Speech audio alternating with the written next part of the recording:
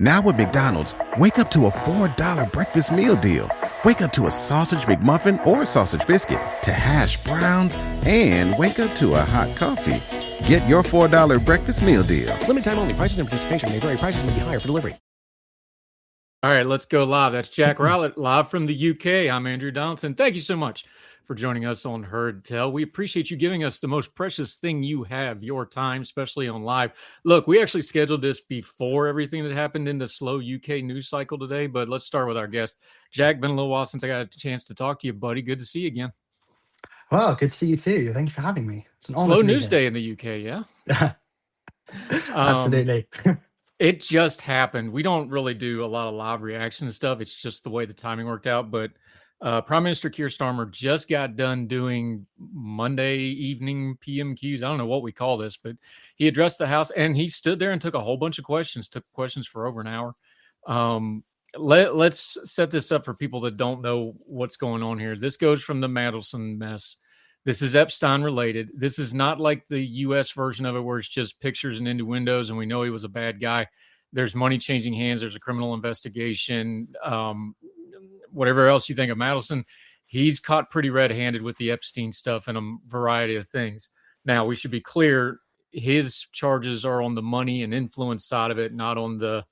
By the way, I've never heard the term pedophilia pronounced so many different ways than I heard. I counted 6 different ways, 6 different people pronounced it.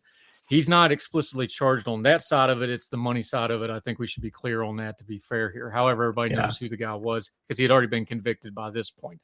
Keir Starmer appointed him ambassador to the U.S., and that's when the mess started, and that got us to today. How would you summarize this scandal? And really, because this has been going on since, the fall of 2024, December 2024. Boy, you want to talk about a slow motion disaster everybody saw coming and it just keeps avalanching and nobody seems to really be able to stop it. How would you put this in kind of a soundbite for people that haven't kept up with it? Well, I think it's the biggest scandal in British politics, possibly in the 21st century. Wow, that big. I mean, it's absolutely appalling that Starmer appointed this man in the first place. Really, you have to go back 30 years, right? Peter Mandelson was a totemic figure in the kind of New Labour era, so the last time that the Labour Party was out of power. And he was one of the masterminds behind getting Tony Blair into office. One of the kind of big kind of intellectuals and campaigning minds behind the kind of Blair project. And he was then in the cabinet and he was forced to resign over a big scandal about potentially taking cash in exchange for easing the processing of passports. And then a couple of years later, he was brought back into the cabinet as a minister again, and he was once again forced to resign in a scandal. This time about not declaring a loan that he had received, and then he goes away, and nearly 10 years later, Gordon Brown, Tony Blair's successor as Labour Prime Minister, this is in the late 2000s, brings Mandelson back into the cabinet again for a third time. And he makes Mandelson essentially the second most powerful person in the British government. And then Labour lose power in 2010, and we fast forward another 14 years, and Starmer decides that he wants to make this man who has his fingers in all these sort of Labour pies, ambassador to the US. But in between time, it's emerged that Mandelson was friends with Jeffrey Epstein and maintained that friendship even after Jeffrey Epstein was convicted of the heinous crimes that we're all aware of. And then, of course, across the pond, over in America, the Epstein emails get released. And in them, it shows that Mandelson, who had claimed that he was no longer friends with Jeffrey Epstein once it became clear kind of who Jeffrey Epstein was, and that he was a paedophile, it becomes clear that was nonsense. Mandelson maintained his friendship with him, and even kind of belittled or downplayed the significance of the crimes that Epstein committed. And so, as a result, when these emails came out last September, he was forced to resign. He was sacked by Starmer. And then fast forward to this year, it emerges in a new tranche of emails. And this is where it really becomes, I think, the biggest scandal in British politics in the 21st century, is that Peter Mandelson, when he was the second most powerful figure in the government under Gordon Brown in the late 2010s, was leaking market sensitive, top secret information to Jeffrey Epstein that Jeffrey Epstein could then profit from. And we know that from the emails.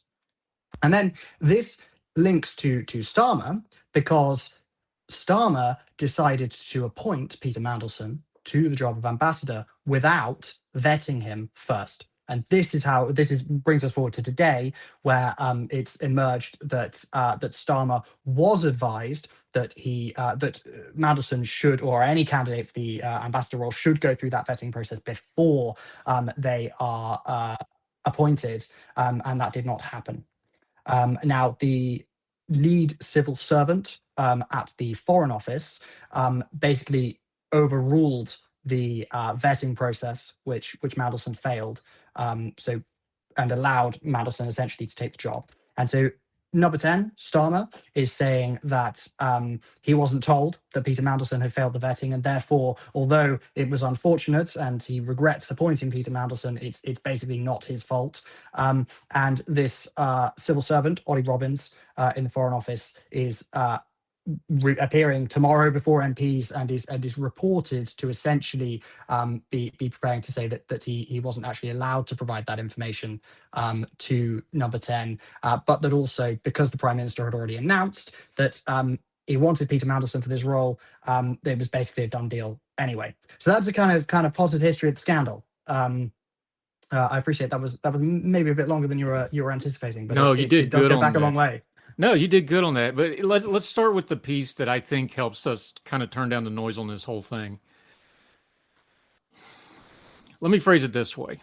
Again, outside observers, so you correct me, because, and one quick note for the American audience, especially if you're not familiar with the parliamentary system. In America, we're used to the president and Congress fighting with each other because that's mutually helpful to both of them, because they can both pretend they're not running the government when they both are, and they fight.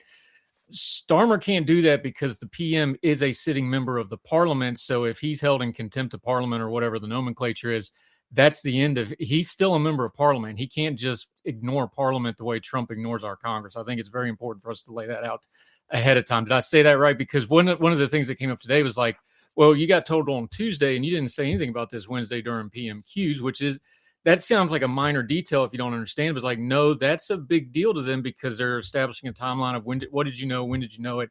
When did you tell us? He's very much a member of parliament that has to answer to parliament on this. I think that's a key thing for an audience that may not be familiar with the parliamentary system.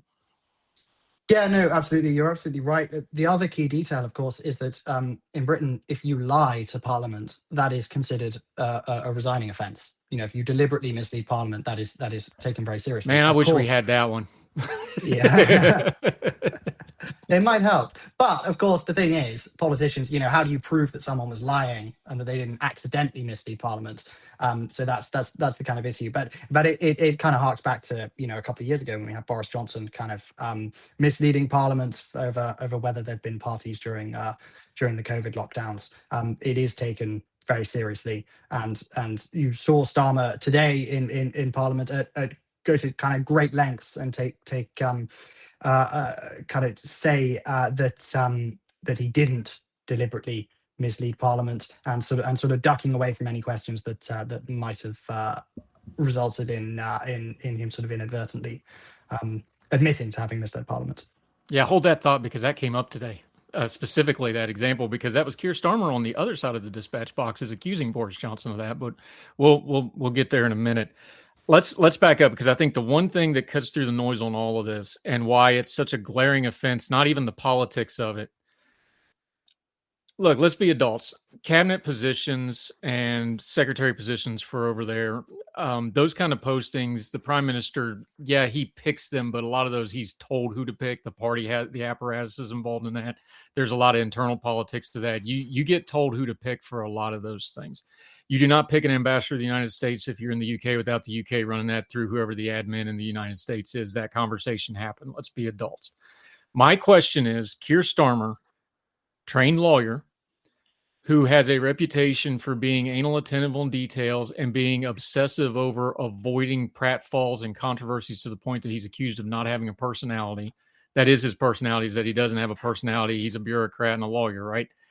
And then all of a sudden on this one thing, on the most important diplomatic posting in the UK outside the Home Secretary, the ambassador to the US, at least on paper, all of a sudden, everything we know about the man's character went out the window on this one thing. That just doesn't compute for anybody, whether you're for him, against him, or indifferent. It just doesn't make any sense.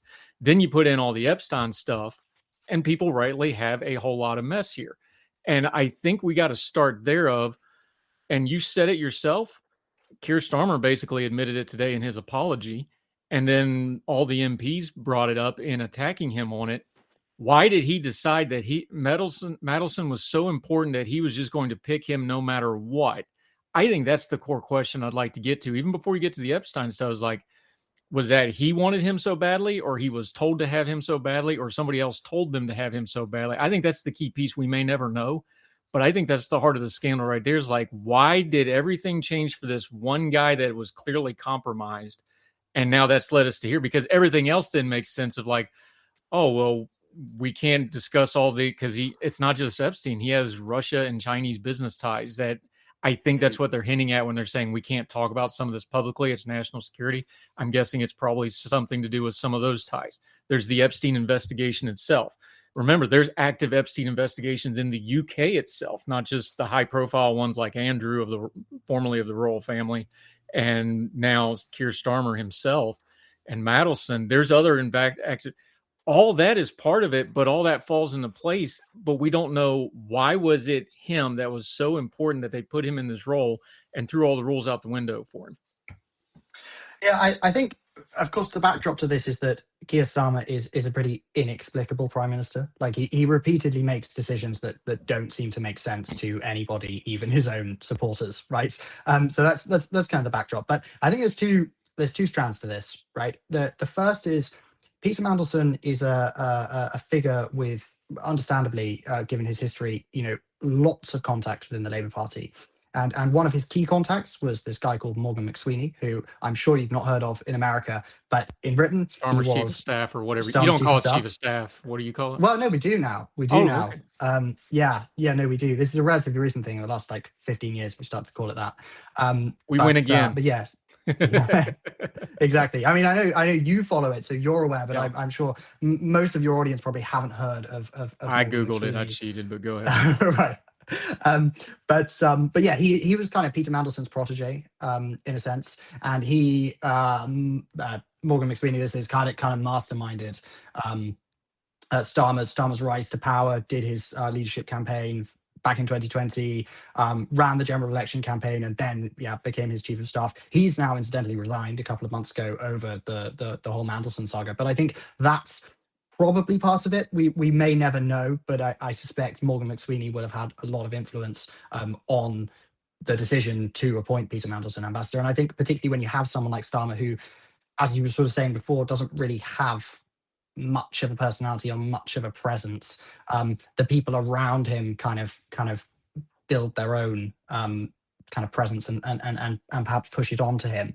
So I think that's one strand. I suspect the other strand is actually maybe, and maybe this is a bit controversial, but maybe the Epstein stuff sort of helped Mandelson's candidacy rather for the ambassadorship, because back in January or late 2024, when we were deciding on an ambassador, I think it's hard to overstate the kind of sense of crisis that Britain and Europe were feeling about the fact that Trump was returning to the White House. We were panicking really intensely about that. And I think maybe there was a sense that if you put in this kind of slightly grubby but clearly politically talented figure and make him ambassador to the US, maybe he will be able to woo Trump, because he's sort of similar to Trump in kind of having that kind of underlying corruption, that connection to Epstein. I do wonder if that factored into it.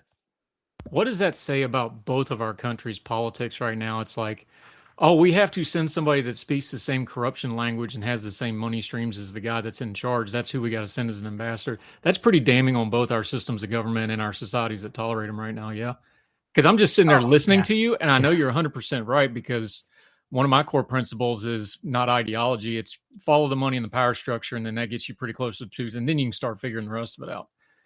I think you're right, because nothing else about this makes any sense. Is the powers that be wanted this guy in charge. He put his He put one of his guys close enough to the PM to get the posting. We know how those things work. I mean, and there's nothing in a vacuum, nothing wrong with that. That's how that always works. The chief of staff is the gatekeeper. They get to pick those things. But then when you know that there's corruption involved, and there's foreign influence money involved, and there's foreign business ties, the problem now is, if you're Keir Starmer in the Labour government, if that guy is that entwined into the government over multiple premierships going back, and that entwined in the party, you're going to have a hard time for anybody in the party, disavowing it. And I think that's where they're at with this. Yeah, I mean, it was always going to end in tears. I think it was pretty clear to anyone with half a brain that that it was not going to be worth that Mandelson's kind of political abilities were not going to be worth the potential price that you always pay, because this guy has had to resign repeatedly. Like, it always ends in scandal when you appoint Peter Mandelson to a role. So it was a really silly decision to make. And also, I think, let's not forget the morality of it as well, because I think if we think back to Boris Johnson, ultimately what forced Boris Johnson from office was the fact that he knowingly appointed a sex pest to a position of power.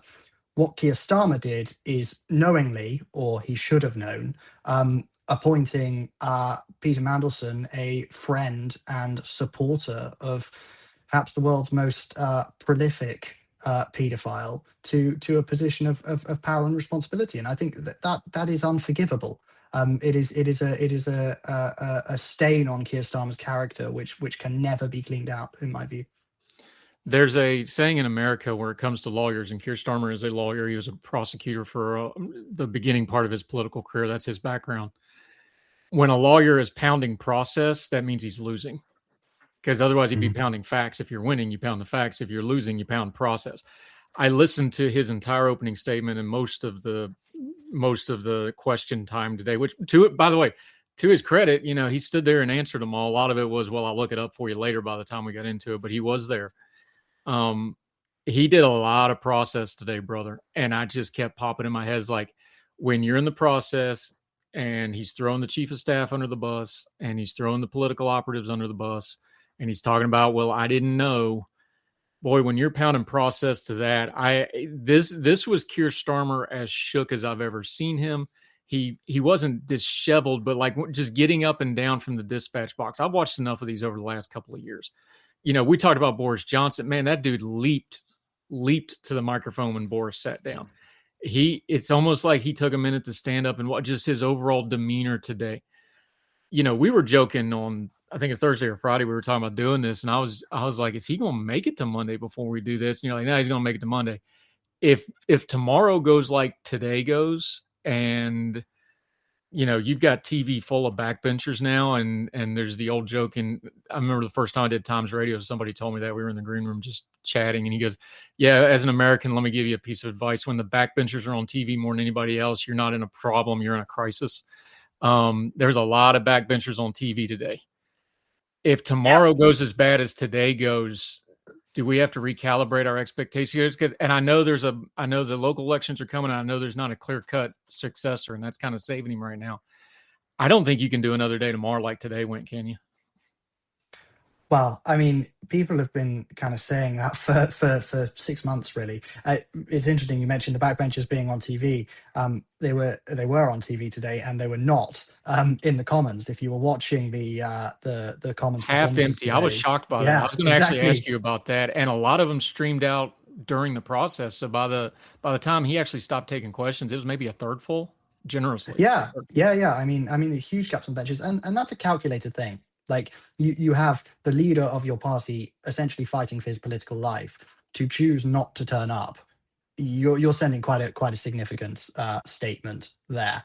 I think really it's been kind of obvious that Starmer wasn't going to make it to the next election for like quite a while, since last autumn, really. But it's unclear, and I think it's still unclear exactly when the point will come where Labour MPs can't bear any more of it. And the issue really is these other contenders, the kind of big players who might want to oust Starmer and replace him. You have Angela Rayner, who was forced to resign as Deputy Prime Minister last year over an investigation into her tax affairs. Now, that investigation is still ongoing. So she doesn't want the leadership contest to happen now, because she needs that investigation to conclude. You have Wes Streeting, the health secretary, who is kind of on the sort of right of the Labour Party. He's seen as kind of associated with the kind of Mandelson wing of the Labour Party, and therefore he's tainted by the Mandelson saga too. And there really aren't many other kind of big players. It's quite a weak cabinet. So those two who are kind of really the contenders to replace Starmer, neither of them has any incentive to want a leadership contest now. And the other thing is, in the Labour Party, you have to actively challenge the incumbent leader. So whereas in the Conservatives, and they did this repeatedly over their kind of final 5-6 years in office, you have a vote of no confidence is triggered. There's a secret ballot, and if they lose that vote of no confidence, they are ousted, and they can't stand in the subsequent contest. Within the Labour Party, you need, I think, it's 20% of Labour MPs to come forward and say that they have no confidence in the leader. And then that triggers a leadership contest, but the incumbent, in this case, Keir Starmer, can still stand. So it would require someone like Wes Streeting or Angela Rayner to come out and actually, stab Starmer in the back. And politicians don't tend to like doing that. No one wants to be seen to wield the knife, so to speak. Until it's, we're wielding the knife for the good of everybody else, then it's socially acceptable. So when's that point going to be? Because again, there's other factors involved. You just mentioned nobody wants to follow him. You want to follow the person that follows him, right? You have the local elections coming, which look like they're not going to be particularly good for Labor. I doubt this helped that very much. You have the whole reform issue right now that's splitting up everything else. What would you think the timeline here is? Because if we're in the when, not if stage, which looks like we're pretty solidly in that, there's going to be mounting pressure to condense that timeline. But there's also some infrastructure things like you just mentioned. What do you think of a reasonable timeline that gives Starmer a little bit of time and gives the party a little bit of time here? I suspect there's kind of a couple of pressure points. So you mentioned what might happen tomorrow, when Ollie Robbins goes before MPs and answers their questions. We don't know what's going to come out. It could be that there's a piece of information we don't know at the moment that is going to come out and destroy him. Because if it becomes clear that if it becomes irrefutable that Starmer knowingly appointed Mandelson to this position despite all the issues around him, and the vetting failure, at that point, his position would be untenable. Equally, you have the local elections in a few weeks. There's been so much talk about them being really bad for the Labour Party that it's kind of priced in now. So unless those local elections go much worse or even worse rather, than we're currently expecting them to go, I suspect he probably survives that too. I think really ironically, if the state of the country improves, if the state of the economy looks to be slightly on the up, I would say that makes a leadership challenge more likely, because the other big factor is that we've obviously got the war in the Middle East going on at the moment. Inflation is rising. There's a strong possibility that the UK economy goes into recession. Actually, if you're going to challenge Starmer, you want to be challenging him when that has bottomed out and things are improving again, which may well be, not until next year. Yeah, there'd been talk that Starmer had actually maybe got it. In America, we call it the dead cat bounce, where it's like it just can't get any worse. So his numbers have come up a little bit just because it couldn't get any possibly worse. There'd been some talk before this really exploded over the last, let's say the last 3-4 weeks when the report came out. There'd been some talk of a little bit of a dead cat bounce, where at least it looked like things had maybe stabilized for the moment. Is this going to start another cycle of derision? How's this going to play? Because I don't think anybody's going to say that this went well. It went worse than people thought. I'm just scanning through the British stuff. The Times, Sky, you pick who you want to follow. LBC, who across the spectrum, people are like, that did not go well. Is it going to have any effect? Because again, the bar is on the floor for Labor in this election. And the public opinion, there's not a lot they can do because of the structural stuff we just talked to. What do we watch for the next couple of days, especially after tomorrow, if this testimony gets as ugly as we think it might get? Well, I think we'd have to watch for the actions of the people of the other members of cabinet, really. it was interesting. Douglas Alexander, who's the Scottish secretary, was saying, I think it was yesterday, it may even have been this morning. Things are moving so quickly at the moment, but he was saying on TV that he thought Starmer would stay Labour leader for the foreseeable future. And that type of softening of the language suggests that that maybe there are kind of figures in the cabinet who are sort of thinking about the future beyond Starmer. Um, I just can't see it changing though, because I just don't think there's an incentive for anybody to really oust him, unless things become so bad. It becomes so obvious that he knowingly made an enormous mistake, that his position becomes untenable. But really, if you're a Labour MP, Labour are currently polling about 16-17% in the polls.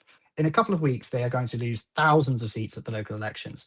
If you're facing that news and you're not, you're not angling to oust Keir Starmer, like, how bad do things have to get in order for you to decide that you do want him out? Like, I sort of think it's hard to imagine the situation for the Labour Party getting worse than it is at the moment. And historically, Labour are just really, really bad at getting rid of unsuccessful and unpopular leaders. And then the conspiracy theorists will go, well, of course they want to hang that massive L that's coming on Keir Starmer before he goes out the door, which there's probably truth to that as well. Let me bring it up to you this way, because I was talking to a friend in the UK, and the first response I got from them, truncated to my question, was basically like, now this is just a microcosm of the last couple of years. It's all bad. There's no good answer, and we're all stuck with it. There's really been that kind of overbearing thing in British politics and remember, Keir Starmer was supposed to be the stabilizing PM, right? That's how he got the job, and it's gotten even worse. This feels like the microcosm of a lot of other things, where there's a malaise to the politics in the UK right now. Even the reform stuff, a lot of people are like, well, we got a lot of questions about them. It's just kind of an inevitable thing now, and maybe not the excitement people thought it was maybe a couple of years ago. You talk about the Iran war. There's been I'm just going to use the word, there's been a little bit of embarrassment in some UK circles, especially British circles, of not just what are we doing, but like, there's not a lot we can do right now because of military issues and diplomatic issues.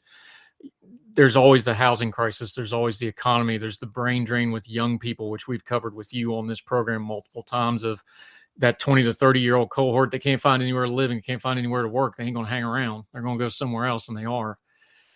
This does kind of feel like yet another level microcosm of the overall British politics, which has been really, really negative and really, really frustrating to a lot of the people in the UK the last few years.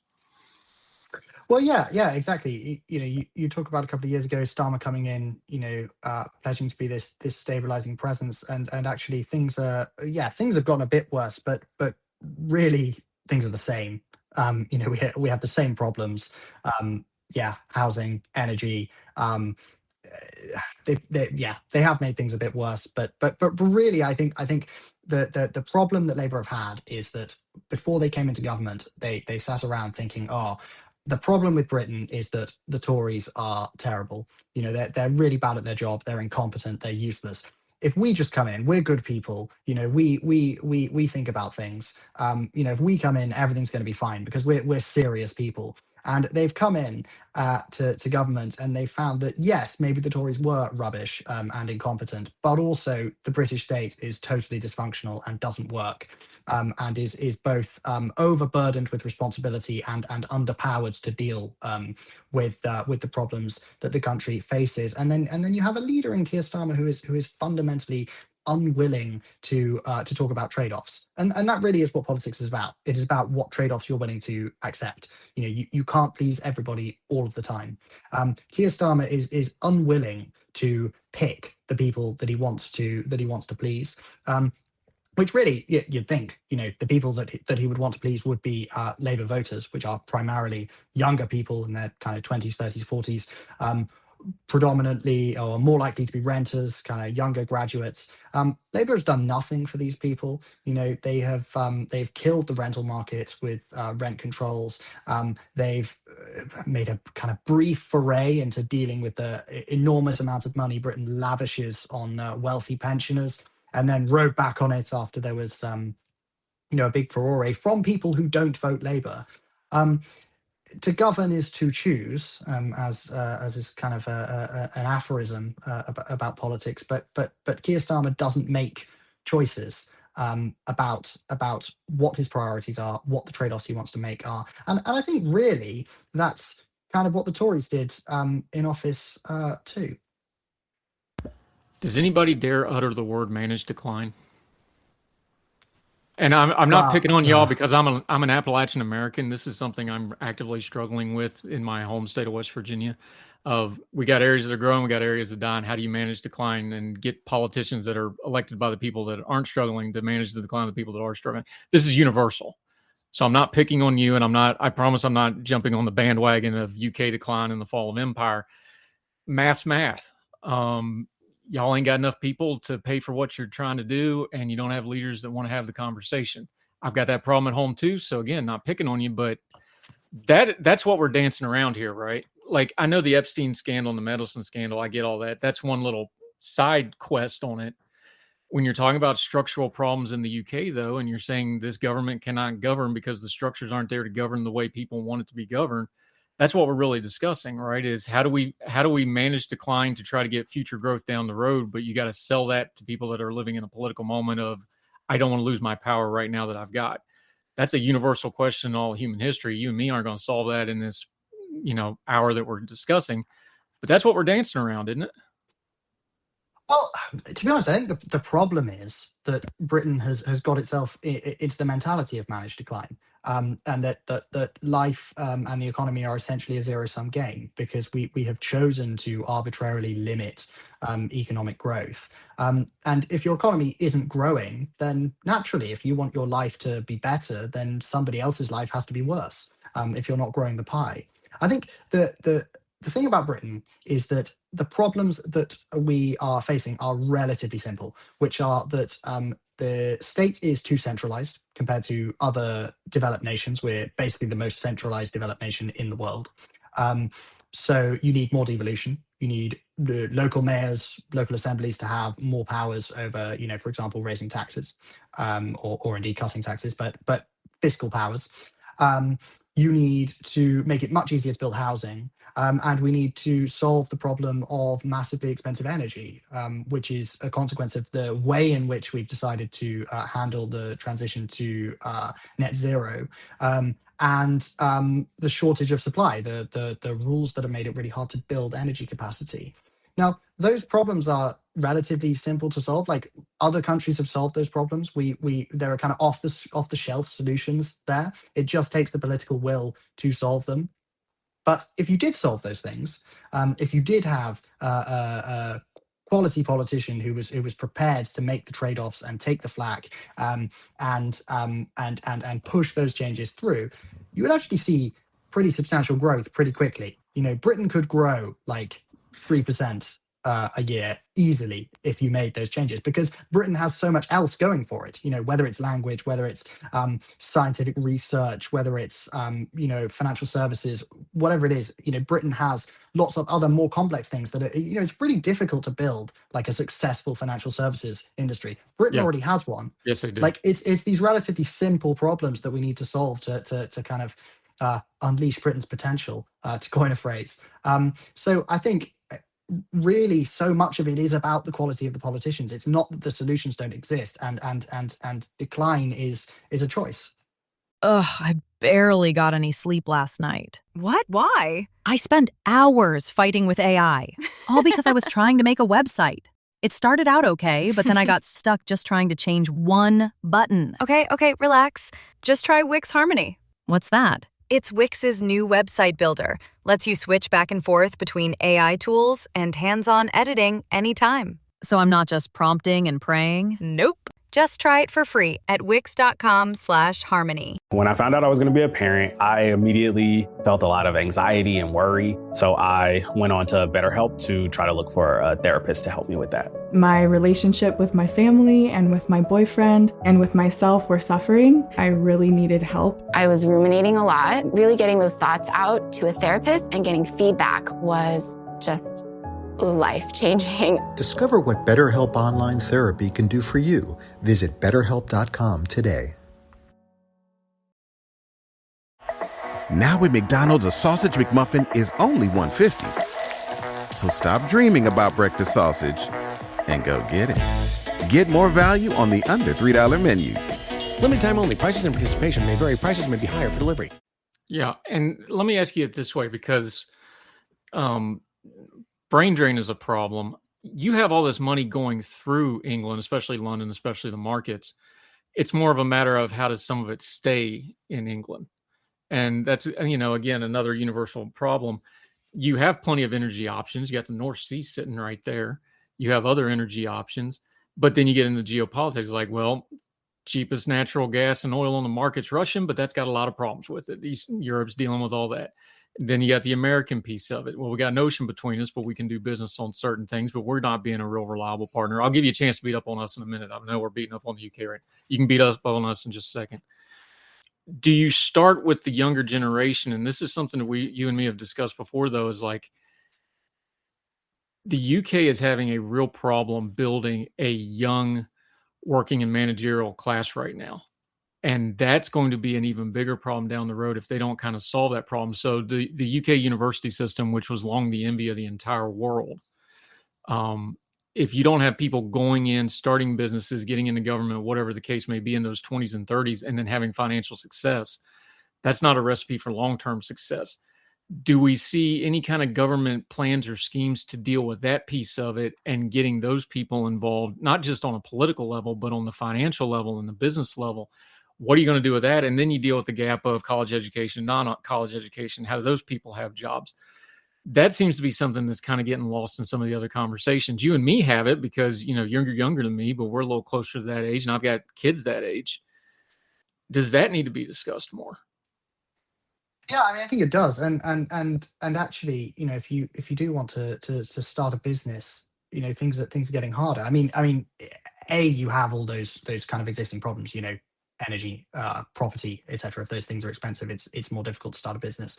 But you also have, for example, we've brought in loads of new labor relations regulations, new workers' rights, which make it much harder, or really disincentivize companies from hiring people, disincentivize you from starting a company, and disincentivize you from creating jobs because those jobs are taxed.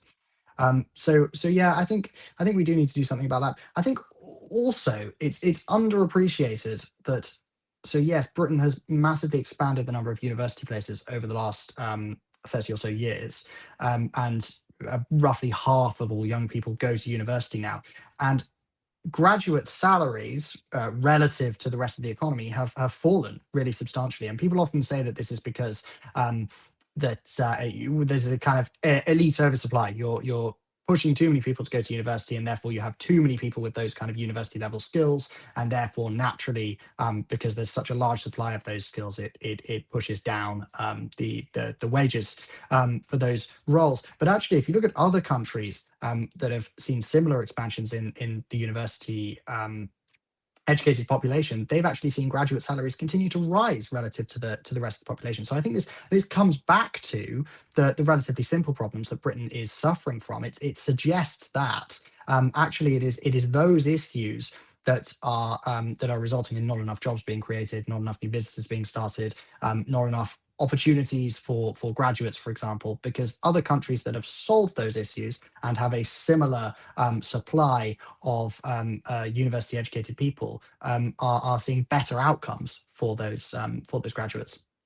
What do you think the number one economic issue is from an outsider looking in at England or Britain and the UK more broadly? What's the one economic issue we need to be watching for? Is it, is it industrial stuff? Is it service-based financial stuff? Is it the inflation piece? Is it immigration and jobs and that piece of it, which is very, very loud right now? What's the one thing we should be watching to see which way the wind's blowing on how the UK is going to be dealing economically here in the near future, especially with all this other scandal kind of sucking up all the bandwidth? Well, I hate to sound like a broken record, but it is energy. I think energy is probably the most important issue, and I would say that because the decisions that that the British government is making now are locking in a really awful energy system for decades to come. The government has decided to massively ramp up wind power, and wind power is unreliable. You don't know when the wind is going to blow, and you also need to build far more turbines than you actually need capacity for, because when a 1 gigawatt wind farm is but it's only windy enough for it to operate at 50%. In order to supply 1 gigawatt of energy to the grid, you actually need 2 gigawatts worth of wind farms. So you're having to build out massive amounts of excess capacity, which is enormously expensive. You then, because wind, where it is windiest in the UK, is far away from the population centres that consume the most electricity, you have to massively upgrade the grid. So we're spending billions and billions and billions of pounds on this. In order to connect a gigawatt of wind energy to the grid, it costs about £1 billion, whereas to connect roughly the same amount of energy powered by nuclear costs 150 million. So it's a fraction of the cost. And we're also locking in subsidies. So we have these enormous subsidy measures where we're guaranteeing these wind farms that they will get a certain price for their electricity, which locks the price at a high level.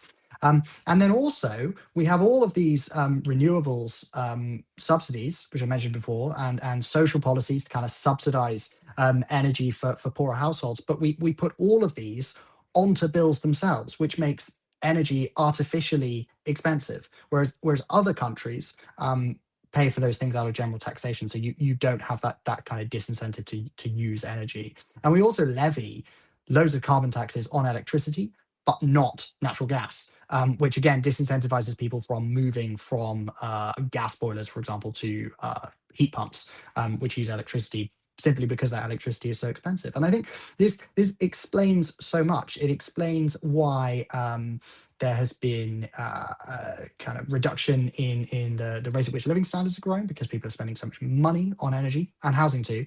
But it also explains why there's such a regional divide in Britain, because the high cost of energy has essentially killed British industry, because it is just not sustainable to have any form of heavy industry when energy is so much more expensive than your competitor countries. And those industries were heavily concentrated outside of London, in the Midlands and the North and in Scotland. And it's those places that have seen big regional disparities open up between there and London. Those are places that have not recovered from the financial crash, and I think that is really as a result of the really poor energy choices that Britain has made. England is a nuclear power. What prevents it from getting a nuclear power grid? Well, it's an interesting question. Partially, it's just down to the way we regulate it. We have this principle called ALARP, or as low as reasonably possible, which means that if you want to build a nuclear power station in the UK, you have to make it as safe as it's possible to make it, which sounds great, right? Nobody wants an unsafe nuclear power station, but if you wanted to be the safest you could possibly be, like, we would all go around in like bubble wrap, and we would never get in a car, and we would basically never go outside, because living your life, you're exposed to a certain amount of risk. That would be a very English thing to do, to be fair. It'd be very stereotypical. Well, yes, yeah, perhaps. The thing you have to remember is the people who are still in Britain are the ancestors of the people who didn't go off to colonize half the world. We're the people who like to stay at home. So yeah, that felt like a dig. That felt like a dig. I ain't gonna lie. Not at all. But so nuclear power. You have this terrible regulation system. So you rather than as other countries do, saying this is an acceptable level of safety, you need to meet this level of safety. So say the level of background radiation in Cornwall, which is an area of southwest England, it has a higher level of background radiation because of the type of rocks that are there. There's no elevated risk of cancer if you live in Cornwall. So we could say, if you build a nuclear power station, there cannot be any more background radiation than there is naturally in Cornwall in the UK. That would be a reasonable level to put it. And instead of that, we say we just have to keep making them safer and safer and safer and safer, even if the risk actually isn't worth it. So like there's 2 nuclear power stations that are being built in the UK at the moment. They are set to produce the most expensive energy of any nuclear power plant in the world. They're facing massive cost overruns. But the biggest reason for this is that there's constantly this safety creep. So you have to build like massive concrete hulls around them, which, fine. These concrete hulls are designed to like absorb the impact of a jumbo jet. So if there's like a terrorist attack, but then Alarp says, well, you're still going to make some money from this. Therefore, actually, you need to build a second load of concrete around it so it can withstand 2 jumbo jets. And so you have this constant safety creep where they're adding more and more regulations. We had this issue where I think it was, I can't remember if it was Sizewell or Hinckley, but one of them, they had to add a load of new meshes to the reactor designs halfway through the process of building them, because somewhere else in the world there was a nuclear power station that had added these meshes, and therefore that kind of expands the scope of as low as reasonably possible. So we're constantly adding that. So rather than saying this is the safe level that you need to meet, we have this really discretionary system where the nuclear regulator isn't prepared to say exactly what safety means. They just add loads and loads of new things on, even if it doesn't actually increase or protect anybody from like cancer, for example. So that's a big part of the problem. And then there's also that it's just really difficult to build any kind of energy infrastructure in the UK. And I think the biggest part of this is that local people don't really see any of the benefits from it. Like if somebody builds a power station at the end of your road, like you're going to see a lot of negative consequences as a result of that. There's going to be increases in traffic and noise and all of that stuff. But you don't see any benefits from it, like you individually. What some other countries do where they have more devolution is they have for example, local taxation. So a local council can levy taxes on those energy facilities. So they actually have an incentive. You want an energy facility in your area because it means there's more money for local services that can be used. Or in some countries, you have systems where if you live near a proposed power plant, then you'll get a discount on your energy. So you kind of pay people off. I think we really need to look at the incentive structures, because there's lots of problems in the system where there are lots of routes for people to block energy and housing and to complain about them. But actually, there's only so much that you can do to change the rules to make it easier to build. Because eventually, if you just ignore local people, you're going to end up with those people voting in a government that reverses the rules that allow you to ignore them. So you have to create a kind of durable system. And I think the only way you do that is by incentivizing those people to want that energy or housing. Yeah, and I didn't mean to get into an energy debate, but here's the thing. If you don't have a grid, you're not going to get the data centers, which are going to be that is industry now. I mean, it just is. It's not a steel mill, but that's the new industry. You've got to have, if you're going to get data centers, computer centers, those things, any kind of electrical, anything with the computing system, you got to have heavy duty electrical grid. If you want to have electric cars, you have to have a heavy duty electrical grid for EVs and things like that. You were talking about wind power. The big thing with the wind power now is you have the massive container-sized batteries that go along with them to restrain that. You got to have a heavy-duty grid to transmit that stuff and to use it and to switch it over. All of that. So if you want to have this big, bright electrical future, you can have it, but there's trade-offs. And one of those trade-offs is you got to have a massive electrical grid with a massive amount of power. And I don't see anything other than nuclear or a whole lot of natural gas, because coal doesn't really give you enough of that. And oil is, very fungible. I think you got to go to nuclear to make it work. But anyway, all right, we've been picking on the UK. I'm going to give you a chance to take a couple shots at your wayward cousins across the sea here. I find it fascinating when I do overseas media and working with the Canadian national news folks.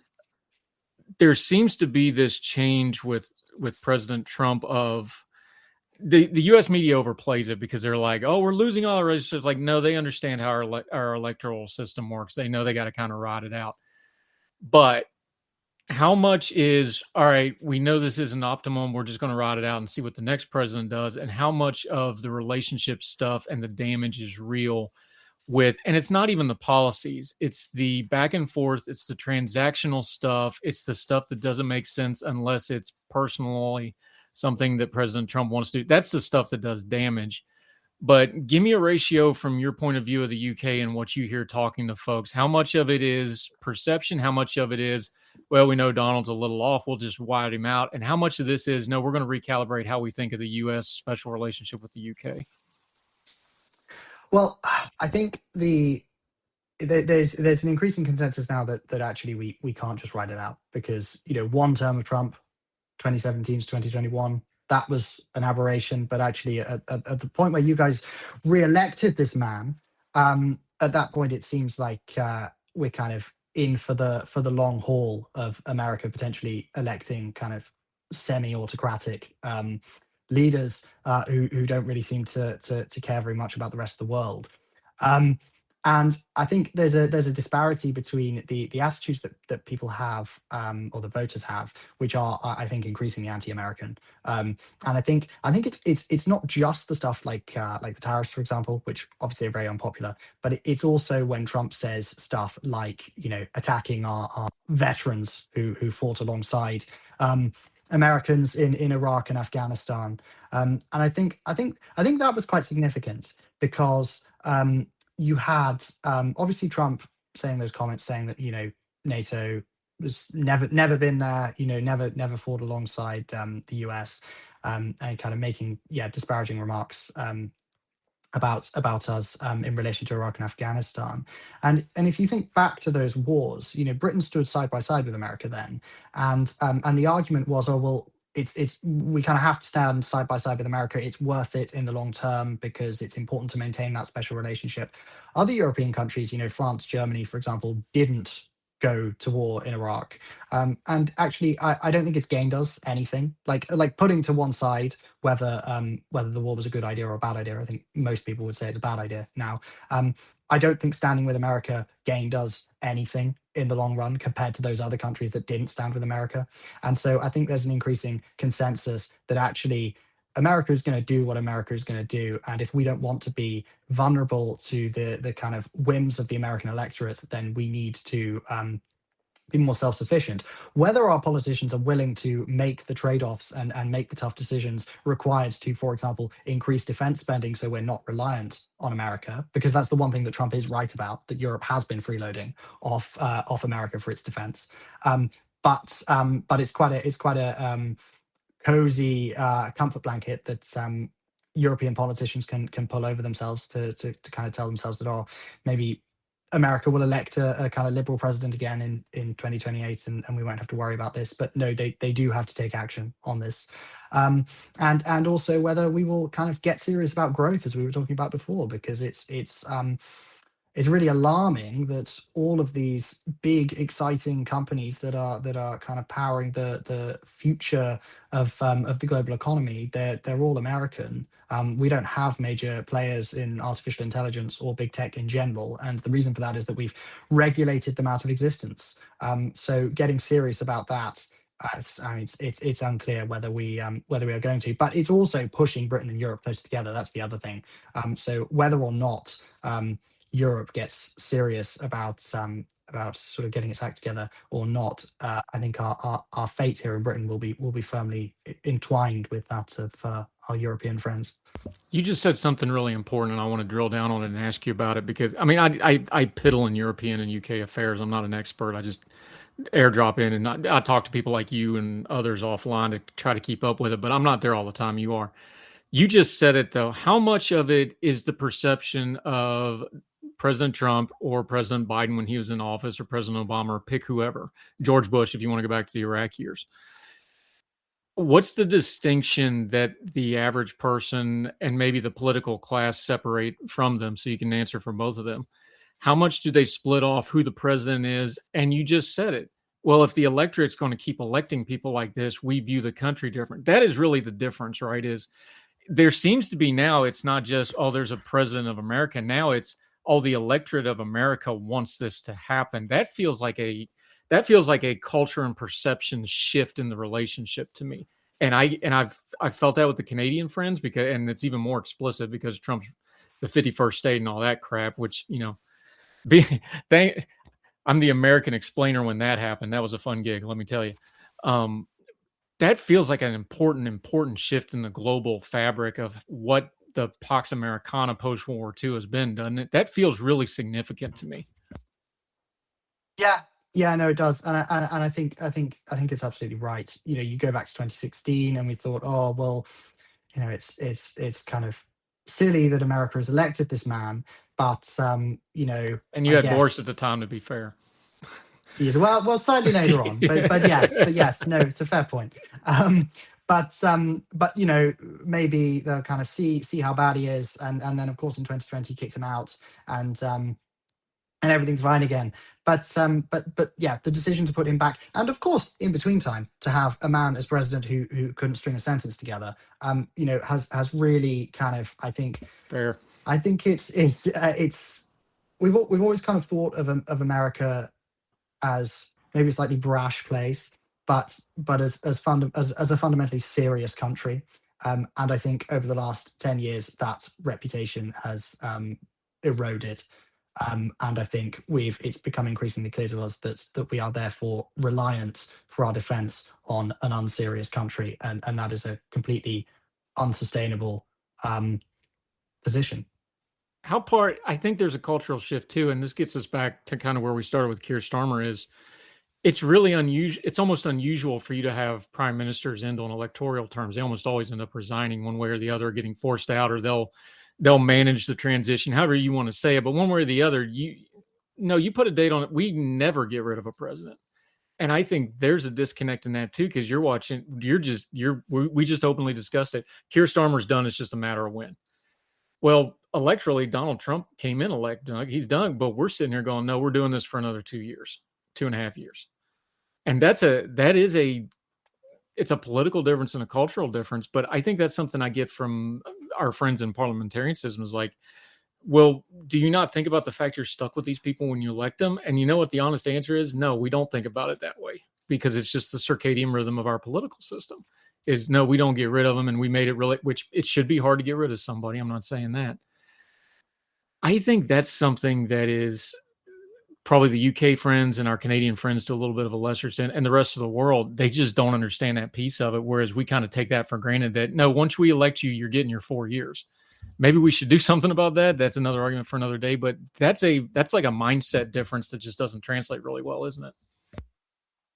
Yeah, absolutely. And also you have, as we were kind of talking about at the start, you have a different dynamic where the leader in a parliamentary system is sat with their kind of colleagues in the legislature.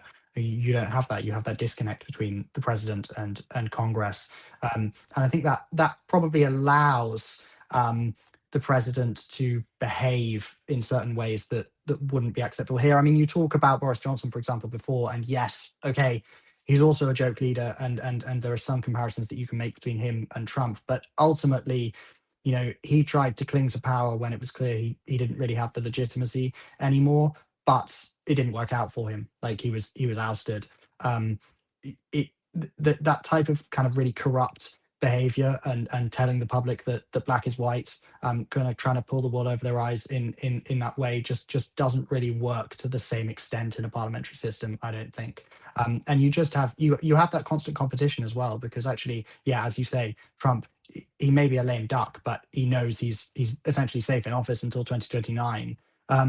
You don't have that in our system. Even if you win by a landslide, like Keir Starmer did a couple of years ago, there is always the possibility that one of your colleagues will be able to take over your job, and so you're constantly competing with them, essentially. And so, yeah, absolutely, you have a different dynamic there. I remember doing media with some of your folks over there during the Boris stuff, and they were doing the Trump comparisons nonstop, and I'd always use this example. It's like, I don't think I'm ever going to hear Donald Trump, quote Homer in the original Greek. I don't think I'm going to have to worry about doing. So to be fair to Boris, he actually did pay attention in school, unlike maybe our president did not. So I will give him that much. Let me give him that. Struggling with weight that doesn't respond to traditional dieting? Prolon's 5-day fasting mimicking diet is a clinically developed nutrition program designed to promote fat loss while protecting lean body mass. Developed at USC's Longevity Institute, it assists the body in entering a fasting-like state that helps reset metabolism, target visceral fat, and supports healthy metabolic markers. In just 5 days, Prolon offers a structured, science-backed approach to weight loss without extreme restriction or guesswork. Get 15% off plus a $40 bonus gift when you subscribe at prolonlife.com/begin. Let me hit a couple real quick things and we'll get you out of here. Appreciate your time today, but let's talk about who was helped and who was hurt by this current situation with the Prime Minister Keir Starmer. Let's start with the opposition. Kemi Badenoch, I thought she came off really well today. She turned it down. She hit her points and got out of the way. She realized when the fish is flopping on the dock, let it go and let everybody watch. I think she came off well here today. Yeah, I would agree. I think she comes out of this crisis really well. I think she's consolidated her position as leader. You go back 6 months, there was a lot of talk that she was going to be ousted. There's no talk whatsoever of that now. She's done such a good job at the dispatch box, not just today, but over the last few months, that I think she's safe no matter what happens at the local elections next month, which incidentally, we've talked about Labour and those elections being disastrous for Labour. They're also going to be really bad for the Tories too. But I think things are looking up. I think there's a sense that she is a more serious figure and maybe is willing to confront those kind of trade-offs that we talked about before, and willing to kind of not just say what people want to hear. And I think people like that in a politician. Yeah. The predominant story of the last few years before the Starmer kind of crash out spiral, whatever you want to call it, over the last 18 months, Reform Party, where are they at on this? Again, even Farage has kind of been smart enough, like, just don't say too much about this, kind of let it go, although he can't help himself sometimes. But where's Reform sitting now? Because it almost started to look a couple months ago like maybe they had peaked a little too early. Not that they're not going to win massively, but it seemed like it had kind of peaked off maybe a little bit. Where do you think they stand now today? Well, they're down significantly in the polls. They were about 11 points ahead about 6 months ago. They're now only 5 points ahead and trending downwards. I think it's kind of baked in that they're going to do pretty well at these local elections. And of course, it's not all of the UK that is voting. It's only kind of different pockets of councils that are voting. But I think the thing that's harmed Reform more is they're kind of seen as associated with the sort of Trumpian politics, and Trump's behavior in office has harmed not just in Britain but also kind of across the Anglosphere, in Australia, in Canada, has harmed parties that are seen as associated with Trump's brand of politics. And if you talk to people here, I think there's a lot of voters who are really depressed. They feel that all the other parties have failed, and they're open to voting for Reform, but then they look at what's happening in America and they really, really don't want that. And there was a focus group recently, and there was a woman who said that she was tempted to vote Reform, but then she wasn't sure that she could live with herself for voting Reform. She wasn't sure that if Reform got into power and they started doing things like Trump was doing in the US, that she would be able to kind of reconcile that decision that she'd made. So I think people are feeling that they actually, they don't necessarily want the politics that Reform is offering. They just don't want the politics of the other parties. And if and when another party, maybe it's going to be Kemi Badenoch, if and when another party is able to come forward and present something serious and credible, I think the Reform bubble will possibly burst. But that is not going to be in the next few weeks. No, it's not. Lib-Dems, are they still going to be mostly lost in the wash between the Reform wave that's coming and the recalibration of whatever the Tories are going to be after this wipeout in the Labor, and that's going to have a lot of shifting out? Are they just kind of stuck lost in the wash and getting some questions here and there, or do you see anything changing with them? Yeah, they're pretty stagnant. They've not benefited from Labour losing popularity. They're not doing very well, not really making much noise, not creating much news. There's a lot of talk, actually, that Ed Davey, the leader of the Liberal Democrats, will be ousted soon. We will have to wait and see. But yeah, they're not going to do worse than they were doing previously. But they're not going to do much better either. They're kind of stagnating at about 12%. Okay, something I follow just out of curiosity because I find it immensely amazing. But post-Sturgeon Scottish politics, after the Sturgeon scandal, and was that 2023 now? God, that seems like it was like last week. So 2023, that happened. The SNP basically ceased to exist as a functional political force for all practical purposes. Where's the Scottish piece of this now? Because it's gotten a little bit quieter, but it's also kind of gotten quieter because everybody got wiped out. So where are we at on that? Yeah, well, the dynamic in Scotland is that Labour looked like they were probably going to win the most seats, if you looked at this kind of 18 months ago. But then the government in Westminster is now so unpopular that the SNP has been able to kind of return to prominence. They've been in power for 20 years in Scotland, and it looks. I mean, there's a chance that they will win a majority of seats in the election. Of course, Scottish system is a proportional system or semi-proportional, so it's not a first past the post system like in Westminster. So it's quite difficult to win a majority, but the SNP may well do so, and I think it's primarily off the back of kind of anti Westminster sentiment, and also the fact that the unionist vote still remains very split. We've seen Reform actually doing quite well in Scotland, and they may well finish second. So whereas the kind of independence vote is all behind the SNP, the unionist vote is split between Labour, Conservatives, Reform, Lib-Dems. And so it's very hard for them to kind of confront the SNP in that way. Beforehand, the unionist vote was kind of rowing in behind Labour, and that's why it looked like Labour might be able to kind of take Holyrood in this election. But because Labour's so unpopular in Westminster, that split has occurred again.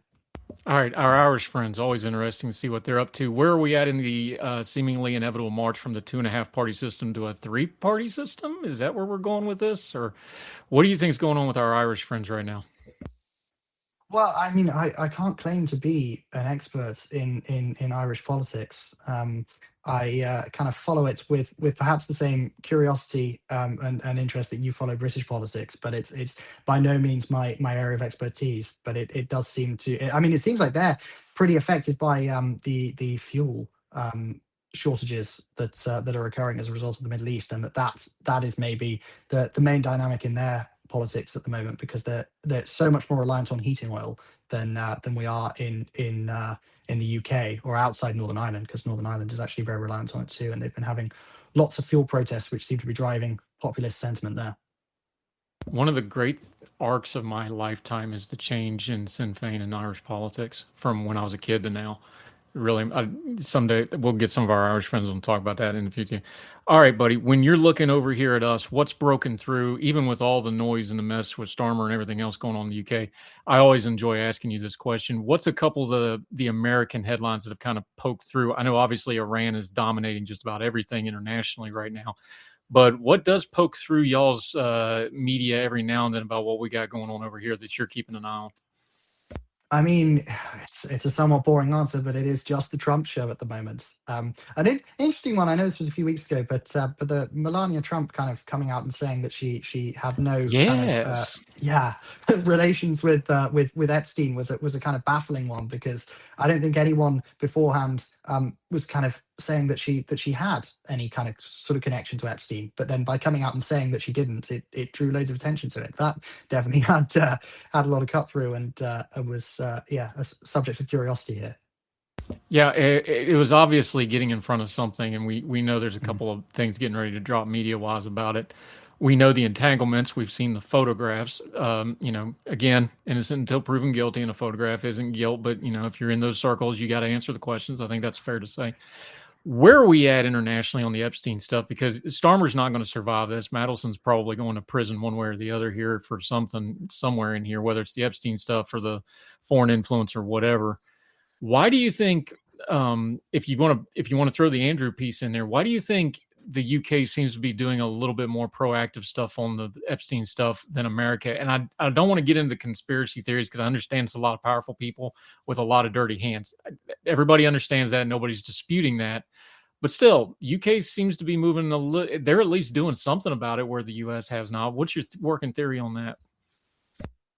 I mean, I think perhaps the difference in the UK is that our institutions are more independent of politics. You don't have a head of the FBI, for example, that's chosen by the president, or judges that are chosen by politicians, or kind of district attorneys that are voted in.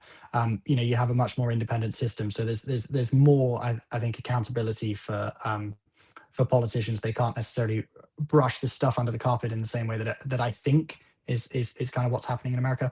Also, there's probably less of an incentive, given what we know about Trump's potential connections to Epstein. There's probably less of an incentive from the top to kind of sort this out than there is here, because although Starmer's very affected by it, actually you do have those other very senior people around Starmer who potentially stand to benefit from Starmer's demise. One more thing, and I didn't even want to ask this question, but too many people asked me to ask you the question, so I have to ask you this question. I didn't want to do it, but I know this, but there was the report that came out, and I think the data is a little funky on this, but let's just assume it's at face value. And it went viral that if they made the UK a US state, it would be the 51st state economically. Now, I think that's a little bit of funny math on a couple of levels, but let's just run with that for a second.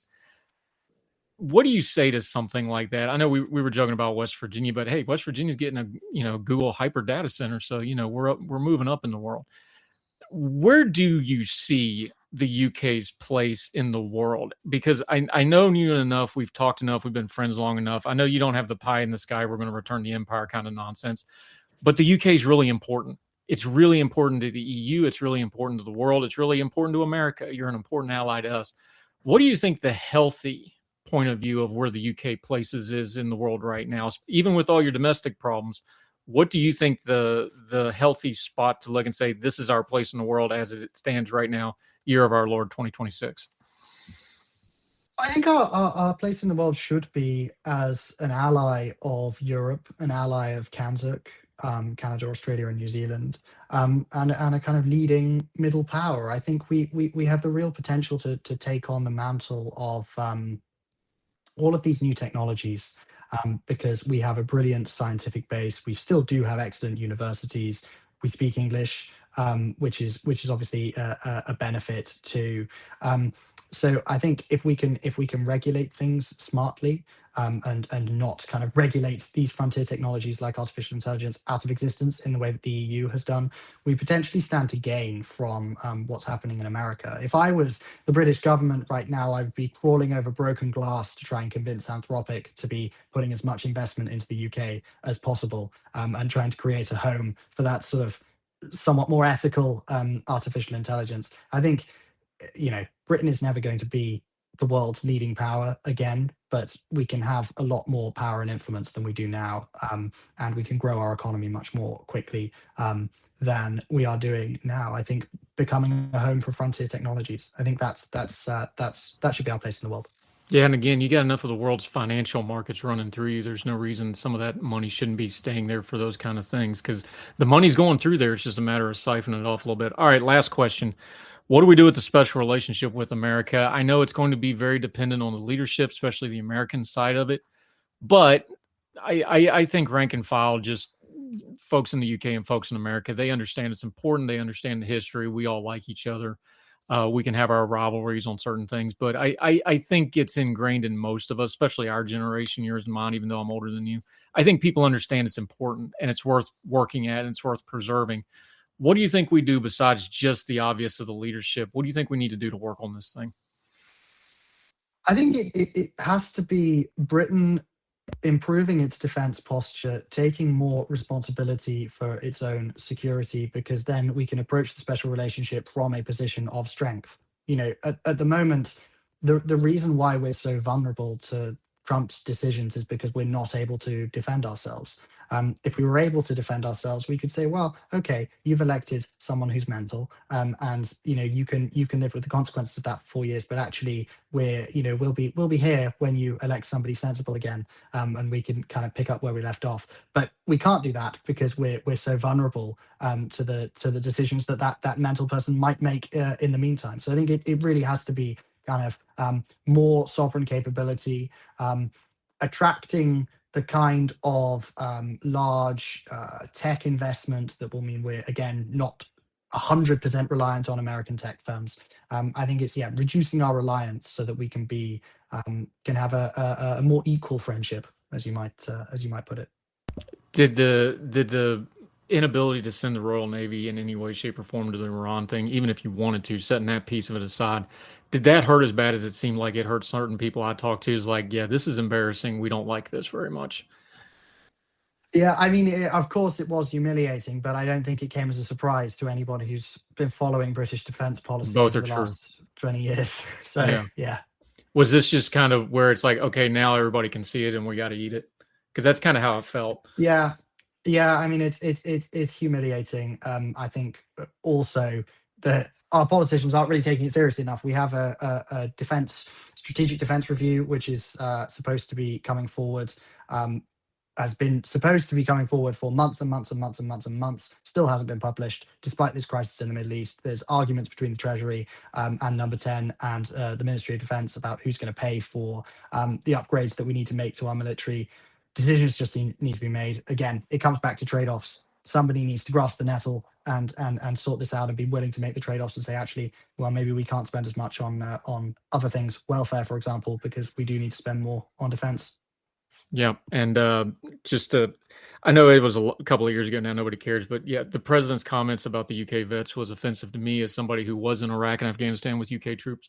I flew home from Iraq on an Aussie 130 because they held the plane on the runway because I had a situation where I had to leave and they're like, oh, it's him. We'll hold the plane. Go get him. We'll get him out. I flew home on an Aussie, or flew to Kuwait on an Aussie 130. So I took offense to that. I think we need to continue to be comrades in arms because the U.S. and the U.K. has a pretty good record of doing what needs to be done in combat arms, and I think that tradition needs to continue. And I hope you get leadership that'll get you back on equal man for man. It's very equal footing. This is strategic and the logistics and building it back up. There's nothing wrong with the British service member.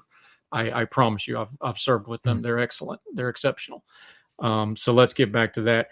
Let's keep being friends. I don't want to lose you as a friend over politics because we like our British friends, my friend. Let folks know where they can keep up with you. In the meantime, we're definitely going to have you back because the UK isn't. Look, we got to pick on you because we got a hot mess coming ourselves, so we can have some fun with it. Let folks know and then keep up with you until we get you back on, my friend. Well, here on Substack at Build Vector. That is my Substack where I post sporadically about British and global political affairs, and also on X at Jack_nostalgic. It has been a pleasure. I didn't even hit you with too much housing, which we usually talk a whole lot about, but it's kind of hard to when you got government scandals and such, but we'll get into that next time. Jack, I appreciate you, my friend. Good insight, good conversation. Greatly appreciate it. We'll talk again soon, buddy. Thank you. Thank you so much. Cheers. Yeah.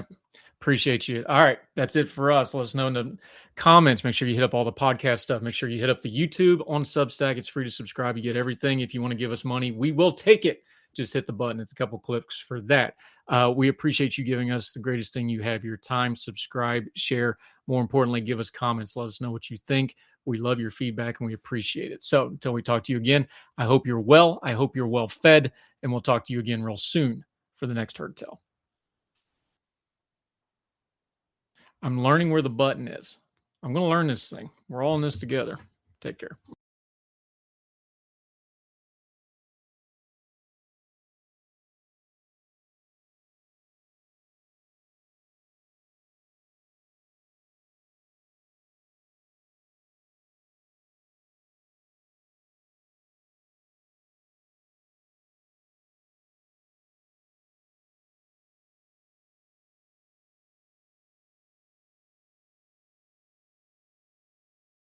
Now with McDonald's, wake up to a $4 breakfast meal deal. Wake up to a sausage McMuffin or sausage biscuit, to hash browns, and wake up to a hot coffee. Get your $4 breakfast meal deal. Limited time only. Prices and participation may vary. Prices may be higher for delivery.